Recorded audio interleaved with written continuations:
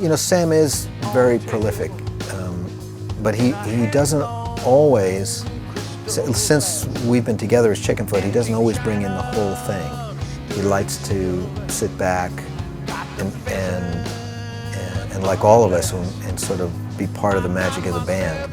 But when he does bring in a part, it's good. And the reason why I respect it so much is because it comes with a vocal attitude, a lyric idea, and a vocal performance all at once, which is really hard because, you know, you can bring a nice chord progression, but if the story and the attitude and the performance aren't there, then what is it, you know, especially if it's for a band.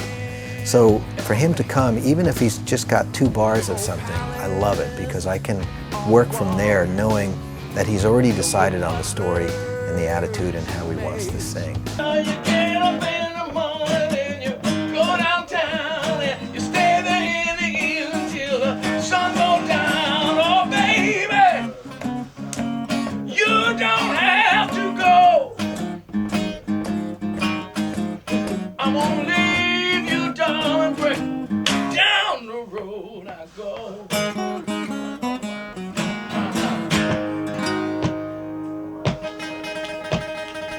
You know, Chad, shit, I grew to everything that Chad does because, believe me, that guy, you know, it's like, okay, wait, Chad, wait, up. I'm wired in. If I could jump out of this chair, I could give you a good impersonation of Chad. Like, this is the way he comes to the studio every day. Yeah, hey, Mikey, come on.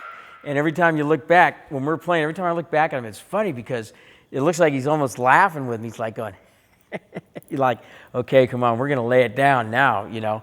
And it was almost like every single song that we played, Chad and I just locked in. Like Bigfoot, you know, it's just like a heavy, straightforward groove. You know, we just locked straight into it. And at this point now, Chad and I, you know, I can almost tell when he's going to do certain fills or whatever. And it was great because we fell into a lot of things where we would do, you know, he'd do a roll and I could roll right into it, playing some different fills. And it just was like very comfortable now. In the middle of the night, flash by the mirror to make sure I'm looking right. Tattoo it on my arm, on the back of your neck, in between your legs, baby, so you won't forget me. Now don't you worry, it's gonna be alright. I'm in a hurry, I'm gonna drive all night. I'll be there in the morning, you can bet your ass. I got both hands on the wheel and my big foot on the gas.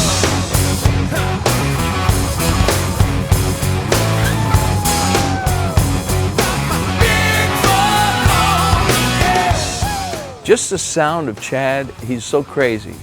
The way he's hitting the drums in on this record, it's so much more powerful than the way he was hitting drums on last record. He knows that we love him, and he played his snare.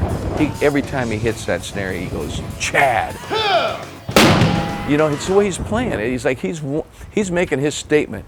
As a band, you know, we track all this stuff live. All the live performances wind up as part of the record, and then we overdub stuff on top of it. So it's essential that we really get a take where there's magic on it, and everyone's looking at each other, everyone's sort of standing on their toes, sitting on the edge of their part, you know, waiting to see how the other guy's going to play it. Glenn Johns once said about overdubbing, he said, you know, you can never return to a party. Once the party's over, it's over. So he was always saying, overdubs, be careful about those. But, you know, I understand that because that's why you need to keep all of the live pieces there on the track. If you're going to do a live track, you've got to keep all those pieces there because that's the glue that creates the magic.